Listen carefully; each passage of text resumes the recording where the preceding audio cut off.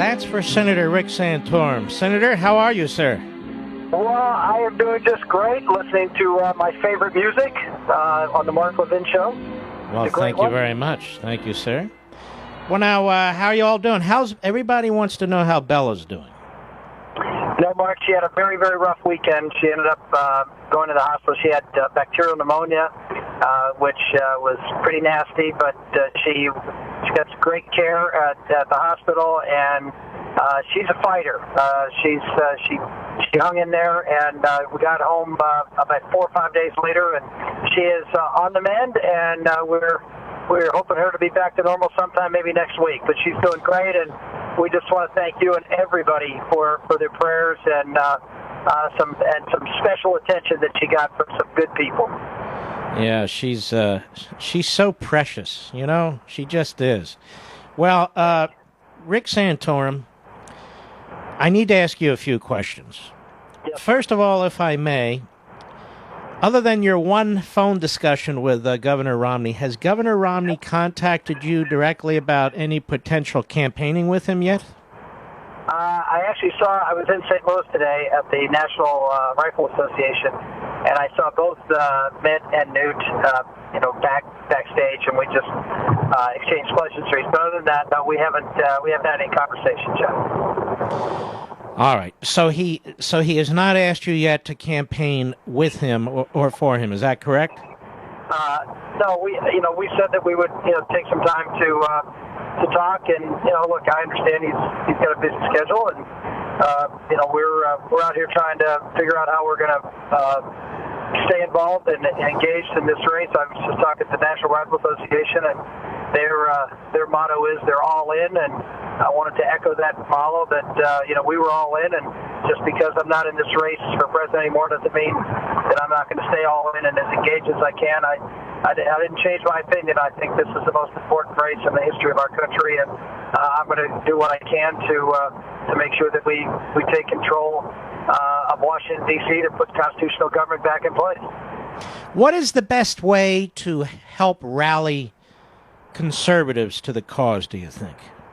Well, it's interesting, Mark, that you asked that question, because I've really been thinking about that over the last few days. And as I said, I feel very committed to following through what I was working on and pledged to conservatives if I traveled this country. And so I'm actually talking to a lot of folks and trying to get their input as to how I can best serve and helping that to work. So we're working on some things. Hopefully we'll be announcing something next week or so as to at least our ideas as to how we can keep what I think was a pretty strong movement out there across this country to make sure that we have strong constitutional conservative candidates, folks who understand what makes America great and are willing to go out and get energized and fight about it. And that's what I'm going to try to at least be a part of going forward. Now, we also want to take the Senate and hold the House. Do you think you'll be active in those endeavors as well? Oh, absolutely. That's part of the package. I mean, even as I was campaigning, I would mention that frequently that the presidency is important, but you have to have a team to work with, and particularly the United States Senate. If we don't pick up at least 3 seats in the United States Senate, we're in big trouble in being able to repeal the things that we need to repeal and frankly pass some of the things that are... Uh-oh. We lost him on his cell phone, but we will try. We will work on getting him back. But listen, folks, I'm a quasi-professional. I know how to deal with this, don't I, Mr. Producer? The way I'm going to deal with this is 4 minutes of silent prayer. No, I'm just kidding. Try and get him back. Mr. Call Screener, what's that? Okay, can you give me a caller, please? I don't have my call screen up. Oh, we got him back? Caller on line 4, Rick Santorum. How are you? Sorry about that. That's all right. I'm actually driving by a famous talk show host's house right now. Uh-oh, you mean mine? Yeah. All right. Well, next time you do that, I'll invite you over for lunch. I'll make you a peanut butter and jelly sandwich. I know you're a great cook, I've been told. That's about the best I can do. Now, let me ask you a couple. Don't tell anybody where you are, whatever you do. All right. I don't. Let me ask you another question. You're going to rally conservatives, and next week you have some ideas in mind, something you're developing, and you're going to announce it next week. Yeah, we're hoping to. I mean, we're working on some things that we can do to continue to play a very active role in this election and beyond, and in the conservative movement generally. I mean, one of the things that I'm very concerned about is making sure that, number one, we nominate conservatives in the primary process. So that certainly will be a role that I'll play in the primaries going forward, and there's still many primaries underway. Number two, that one of the things that I don't think most people know is that with respect to our grassroots operation, the grassroots of this country are the hardcore conservatives. They're the ones who are the door knockers and the phone callers, and they're the ones that frankly I'm concerned about becoming disengaged in the election. And so I'm going to focus a lot of my attention on making sure that we have this grassroots organization. And the RNC does a great job, but I think a lot of the RNC has really given up on traditional grassroots campaigning. And as I think I showed in our race, it still is effective. It still works. Robocalls don't work like real people talking to real people. And having that grassroots activity to me is essential for our liberty, and that's going to be another focus of mine. Let me tell you something. You can out-organize Obama. That's what I think you showed.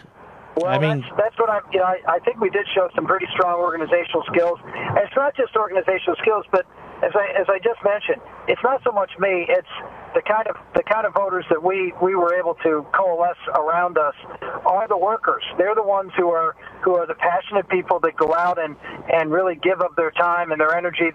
We didn't have the money, but we had something just as important. We had people's time and energy, and we're going to continue to focus on that aspect of the effort. Were you surprised at the number of surrogates who were trying to turn you into a Ted Kennedy liberal? I was surprised at the number of surrogates, period, that would say things that, I know a lot of them, and I know that they didn't believe what they were saying. Because, I know a lot of them well, and I've had conversation with them. I've had conversation with them where they, would, let's just say not be kind to me because I was too conservative or too rigid in their minds. And so to hear them go out there and try to frame me as something that they know wasn't true. I don't mind it if someone believes it, but to say it because it's written for you or because that's the narrative you're trying to spin, was a little, it was disheartening, disappointing to hear people do those things. It was very odd listening to you as both, and at the same time, too rigid of a conservative and too much of a liberal. Yeah, so, it's confusing. It was confusing. I get this question on TV, about all these quote liberal positions I took, and the next question would be, why, everyone says you're too conservative to be elected, and I would say, well, how can you have it both ways? But that's politics. I think one of the reasons we did as well as we did, I don't think that message necessarily resonated with people. I think they saw through it. Now, I'm not trying to create any issues here, but I'm just talking from my own observations. Some of the areas where you were attacked by some were things where you voted for some of the Bush agenda. No Child Left Behind, Medicare Part D.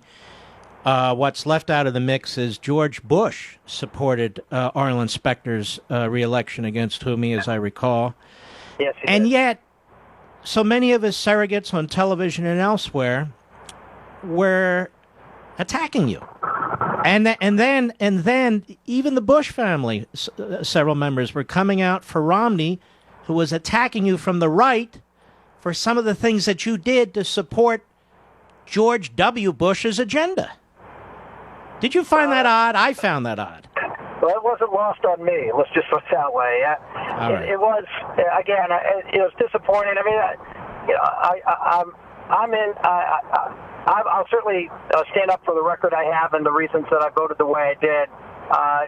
But to see people who attacking me, who supported the things that they're attacking me on, it was a little, and most of the times, the media didn't call them on it. A couple of times they did. They said, well, didn't you support that? Well, that's not the point. The point is he did. So, when No Child Left Behind passed about 99 votes, I think. So, again, it's sort of redigging ancient history. I'll stand by my record. I've admitted that, there's things I would have done differently. Certainly, if I'd been president.